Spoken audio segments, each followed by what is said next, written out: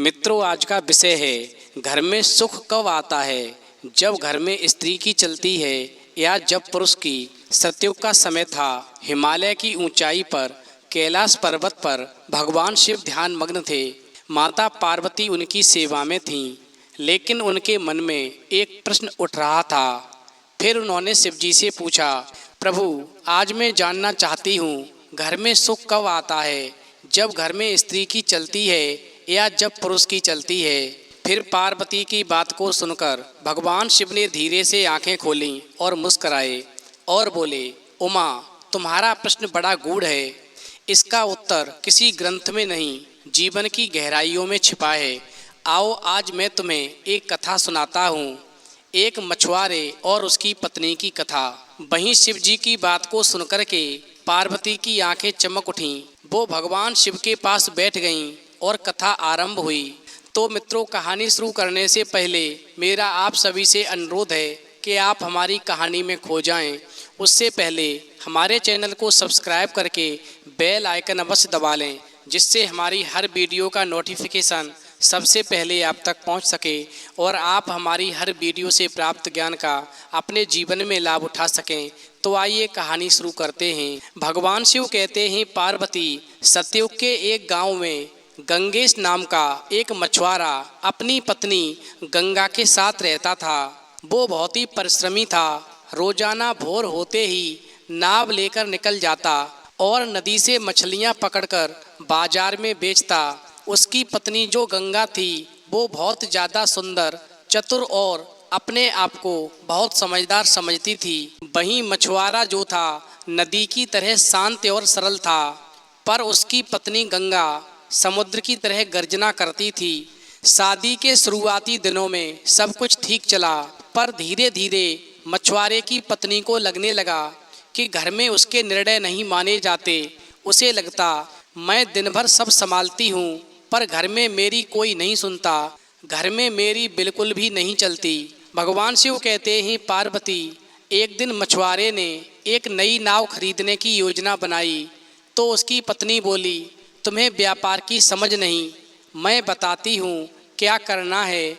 नाव मत खरीदो, बल्कि सूखी मछलियों का व्यापार शुरू करो, ज़्यादा लाभ होगा। वहीं पत्नी की बात सुनकर के मछुआरे ने पत्नी को बहुत समझाया और कहा, नदी मेरी माँ जैसी है, मैं वही करूँगा जो मुझे आता है।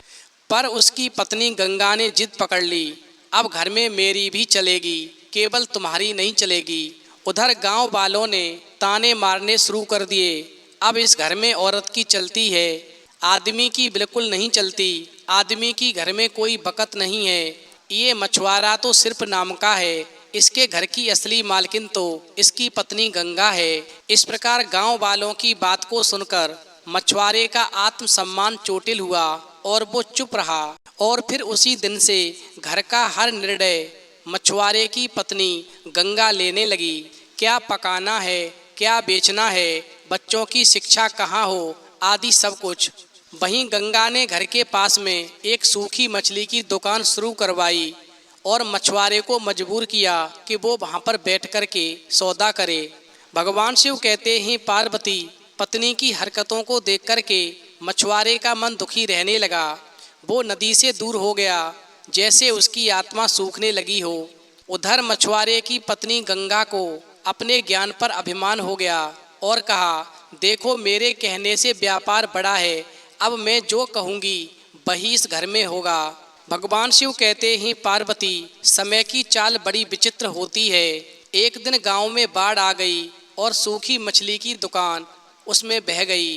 घर में जो पैसे थे सब बर्बाद हो गए। उस दिन मछुआरे की पत्नी ने पहली बार चुपचाप बैठकर सोचा, क्या मैंने कुछ गलत किया, पर तब तक बहुत देर हो चुकी थी। वहीं मछुआरे की पत्नी के निर्णय से बहुत ज़्यादा नुकसान हुआ। तो मछुआरे के अंदर गुस्से की आग जल उठी और वो बोला, अब बहुत हो गया, अब घर में सिर्फ मेरी चलेगी, तुम जो कहोगी वो नहीं होगा, मैं जो चाहूँगा सिर्फ वही होगा। इस प्रकार मछुआरा जो था फिर से नदी पर जाने लगा। अब वो गुस्से और अहंकार में निर्णय लेने लगा। मछुआरे ने बिना पत्नी से पूछे कर्ज लेकर के नाव खरीद ली। नाव के साथ में 2 मजदूर भी रख लिए। मछुआरे ने सोचा अब मैं सब कुछ अकेले ही करूँगा। भगवान शिव कहते हैं पार्वती पहले कुछ समय तक व्यापार अच्छा चला। वहीं मछुआरे को लगा कि उसने दुनिया जीत ली हो, पर उसकी पत्नी गंगा अब बिल्कुल शांत हो गई। उसका मन टूट चुका था। बच्चों की शिक्षा, घर की मरम्मत, राशन, ये सब कुछ अनदेखा होने लगा। समय धीरे धीरे बीतता गया। एक दिन मछुआरे ने अपने मित्रों की बातों में आकर बड़े बड़े निर्णय लेने शुरू कर दिए। नदी के उस पार व्यापार बढ़ाने के लिए जमीन गिरवी रख दी। उसने गहने तक बेच दिए।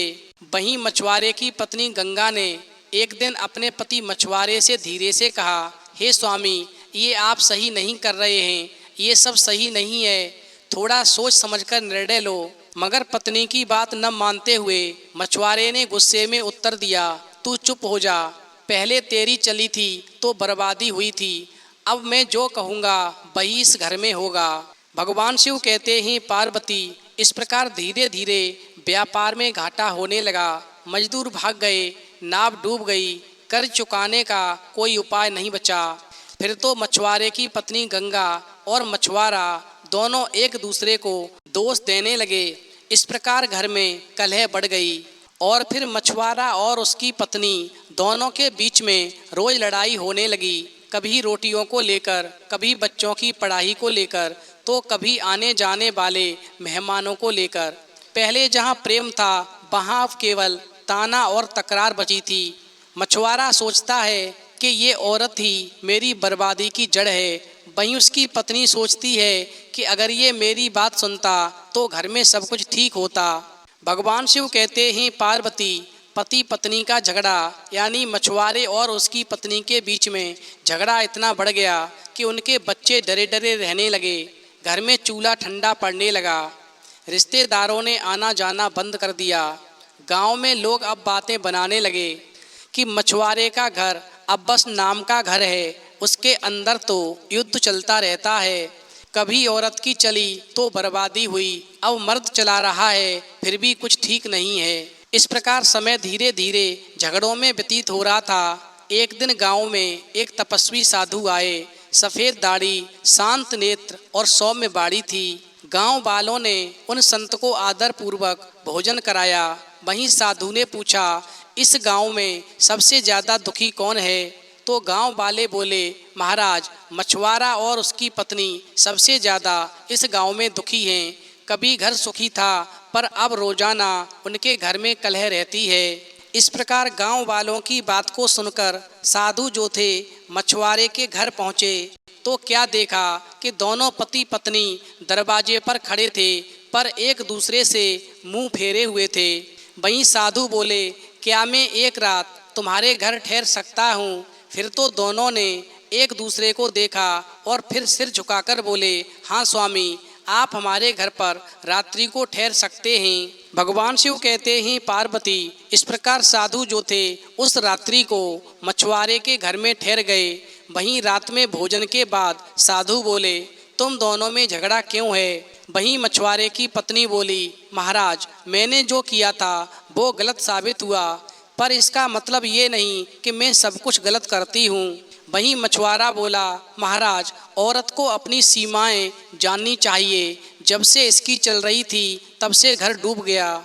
वहीं साधु मुस्कराए और बोले, तो तुमने सोचा कि अब केवल तुम्हारी चले तो घर बन जाएगा? वहीं मछुआरा जो था साधु की बात सुनकर के एकदम से चुप हो गया। तो साधु ने कहा, जब घर में केवल स्त्री की चलती है तो निर्णयों में भावना ज़्यादा होती है और तर्क कम, मगर जब घर में केवल पुरुष की चलती है तो निर्णयों में कठोरता होती है, संवेदना नहीं। लेकिन जब दोनों साथ बैठकर सलाह करें तब ही घर आगे बढ़ता है। भगवान शिव कहते हैं पार्वती साधु की बात सुनकर के मछुआरा और उसकी पत्नी दोनों शांत थे, क्योंकि पहली बार उन दोनों ने किसी तीसरे व्यक्ति की बात को पूरी गंभीरता से सुना था। इस प्रकार साधु ने एक दीपक जलाया और बोले, स्त्री को घर की लक्ष्मी कहा गया है क्योंकि वो स्नेह, सेवा और शुभ व्यवस्था की जननी है। वहीं पुरुष को घर का आधार कहा गया है, वो संरक्षण, श्रम और नेतृत्व का प्रतिनिधि है। इसलिए मेरी बात को आज गांठ में बांध लो। जब स्त्री घर को सजेती है और पुरुष घर को संभालता है, तभी घर में यथार्थ में समृद्धि आती है। इस प्रकार साधु की बात को सुनकर के मछुआरे की पत्नी गंगा की आंखें भर आईं और कहने लगी, स्वामी, मैंने पति को नीचा दिखाया। मैं सोचती थी कि मैं ज़्यादा समझदार हूँ। वहीं मछुआरा भी रोते हुए बोला, महाराज, मैंने भी गुस्से में अपनी पत्नी को छोटा समझा। मैं भूल गया कि सलाह से ही जीवन चलता है। इस प्रकार मछुआरा और उसकी पत्नी को साधु ने आशीर्वाद दिया और कहा, आज से जो भी तुम्हारे घर में निर्णय हो, वो निर्णय तुम दोनों मिलकर लोगे, एक दूसरे की बात सुनोगे, तभी ये घर फिर से मंदिर बन सकेगा। और ऐसा कहकर वो साधु जो थे सुबह होते ही आगे को चले जाते हैं। भगवान शिव कहते हैं, पार्वती, और फिर अगली सुबह मछुआरा और उसकी पत्नी दोनों ने साथ बैठकर चर्चा की। वहीं उसकी पत्नी ने कहा, घर का राशन कैसे चलेगा, हम मिलकर सोचते हैं। वहीं मछुआरा बोला, मैं नदी पर जाऊंगा, लेकिन पैसे के उपयोग पर पहले हम चर्चा करेंगे, फिर खर्च करेंगे। इस प्रकार धीरे धीरे दोनों के बीच में तालमेल बनने लगा। बच्चों की पढ़ाई, घर की मरम्मत, व्यापार, हर काम अब दोनों की सहमति से होने लगा। भगवान शिव कहते हैं, पार्वती, मछुआरे की पत्नी गंगा अब पहले जैसी कठोर नहीं रही और मछुआरा भी अब पहले जैसा हठी नहीं रहा। फिर तो गांव के लोग भी ऐसा दृश्य देख करके चकित हो गए। अरे, अब तो मछुआरे का घर फिर से फलने फूलने लगा। लगता है उन्होंने कोई रहस्य समझ लिया है। इस प्रकार सालों बीत गए। अब मछुआरे के पास में काफ़ी धन था, काफ़ी नावें थीं। वहीं उसकी पत्नी के पास में आंगन में फूलों की क्यारियां थीं। बच्चे पढ़ लिख कर बड़े हो गए। घर में अब हंसी, प्रेम और सम्मान का वास था। वहीं एक दिन वही साधु फिर लौटे तो दोनों पति पत्नी उनके चरणों में झुक गए।